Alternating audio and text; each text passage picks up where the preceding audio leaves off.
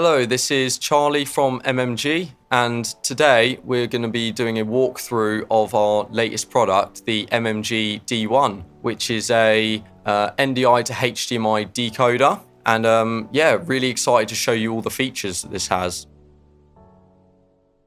So what you can see on the screen at the moment, so there should be a black box, and that's basically the output of the device. And then here you can see that we have the UI of the device. So I'm going to start by just going through the actual sources menu. So if I take this source, which is just a video, and then hit apply, then you should see that pop up just there. So this is how you decode any of the NDIs on your network, and that will run from 1080p up to 4K 60 using HEVC. Now, some of the things you can do, so you can flip and rotate the source, mirror it, or mirror it and flip it at the same time. So other features that this has, so we have this feature which is really cool, which is the quad NDI mode. So this actually allows you to tile 4 NDIs in the quarters of the image, which is great for multi-views.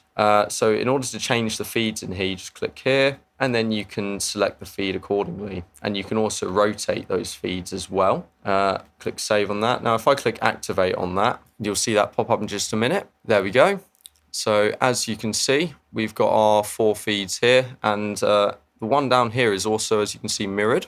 So yeah, this is just great for multi-views and all kinds of things, really. So if I now click stop on that, then stops it. Now, the other really cool feature this has is the media player. So we've got a drive connected through the USBs of the device, and as you can see, we've got different forms of media loaded in, so MP4 video file, PNGs. Now, if I essentially hit play on this, you can see that it then plays a video, a VT, out of the HDMI. And this all comes with audio as well. You can control the audio of your NDI and your VTs down here. Now, this also comes with a playlist feature. So if you hit the plus right here, we can add all of these to our playlist. And then by clicking here or the button down here, we can basically enter the playlist menu. So obviously we've got our video here and then our 4 PNGs here. Now you can choose how long you want each of the images to be on screen for with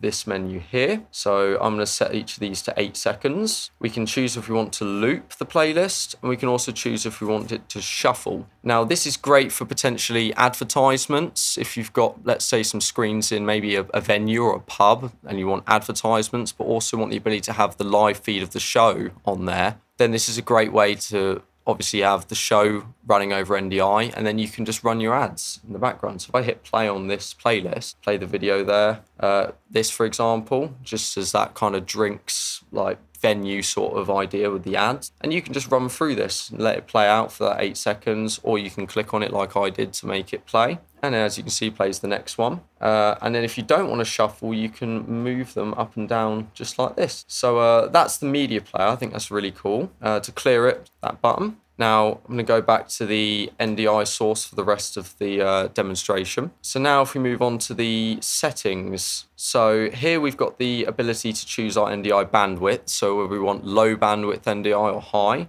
We're currently actually in low bandwidth NDI, so really good for low bandwidth NDI environments. Maybe you've only got 100 megabit switch. So if I set that to HD just by pressing that, see it turns white. And then the feed becomes full bandwidth, full beams, quality NDI. You've also got an audio buffer here. Now, I will say all of these icons come with an information icon here, so it tells you exactly what it is as well. Now, if you want a manual audio buffer, just click that, and then you can set your audio buffer according. If not, you can just leave that on automatic. Now, we've got the NDI configuration. So this is for discovery servers. So if you're running in discovery servers on your network, you can then obviously put the address of those in here, what groups you want to receive, your machine name, etc. And then you just click save down here. Now, if I go onto this tab at the bottom, it says display. So this gives you the options. So when the signal is lost, do you want it to have a placeholder, which will be our logo with the IP address information, connecting information for the device? We can have it just go to black, or we can have it hold the last frame of the NDI. For the output mode,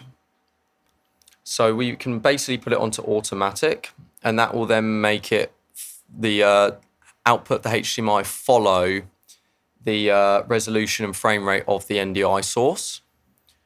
Now, if we put it into manual mode, and you can see a list of different resolutions and frame rates here. This is particularly for if you've got a device that might not necessarily give all of its options for output, so resolution and frame rate to the device. So you might be getting a black screen in which you can then set it to be exactly the right resolution and frame rate for compatibility reasons. We've also got the ability to overscan up to 10%. So if I do that now, just to demonstrate. So as you can see, we can overscan the image by up to 10%. Now, another really cool thing that we've put in here, again, kind of with the whole bars, clubs, venues aesthetic. So if you're sending, let's say, an audio feed, some music over NDI, you might not have any video. So at that point, obviously, you don't want it just showing black. So we can actually put a spectrum on there, which shows the audio that's playing, or ambient, so just a different visualizer essentially, or we can go back to normal, obviously. Now, this also got a built-in Wi-Fi hotspot. So essentially, we can choose to turn off the Wi-Fi hotspot here or turn it on. So we've also got a QR code for the device. So you can choose to show the QR code on the interface, just like so, or you can choose to send it out of the HDMI and put it onto the screen by clicking this button. Now, we can choose if we want the hotspot to start on boot with this option, or you can have it not start on boot and then start it up when you turn the device on. Now, the hotspot is really useful throughout the box because let's say you've got a static network and you can't just plug it in and have a dynamic IP address. You could then connect to it through the hotspot and then essentially configure it to your static IP address for your network, and then out the box be completely ready to go.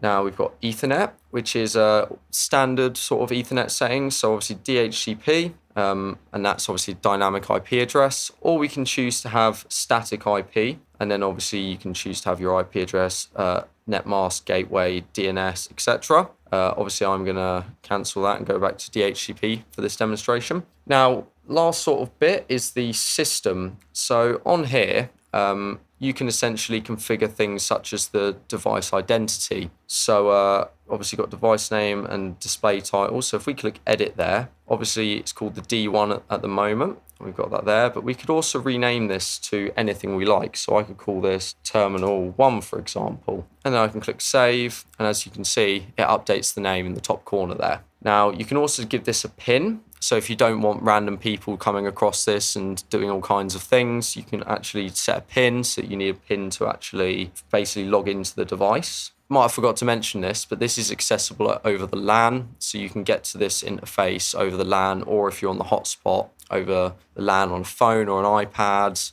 All of those options will work great. Now, if we just go back to the pins, so I'm just going to set a pin of 0000, and then click Save. And then just to demonstrate, if I click the lock up here, it says enter pin to connect. So we can enter the pin there, and then we're in. And then if you want to get rid of the pin, you can remove pin here, but make sure that you put pin into here before you do that, and then it will remove the pin for you like that. Now you can obviously as well restart the device from here, or you can perform a factory reset as well if you need to. That is generally the entire interface. Other bits just to mention, so for example, we've got the Wi-Fi hotspot here, and it shows you basically that the Wi-Fi hotspot's on, and this shows you that we've got a feed running. And then down here, this shows you live, so that's basically telling you we've got a source running through it, and it tells you the resolution of that source as well. But yeah, I think that is everything there is to the D1. It's a super versatile NDI decoder and media player, and could be used in so many different workflows, from being deployed in venues and their infrastructure for their screens, or even live shows, corporate events, houses of worship, esports. And not to mention as well, the latency is ultra low, 33 milliseconds. So it's very fast. But yeah, I think that is everything. So thank you for listening.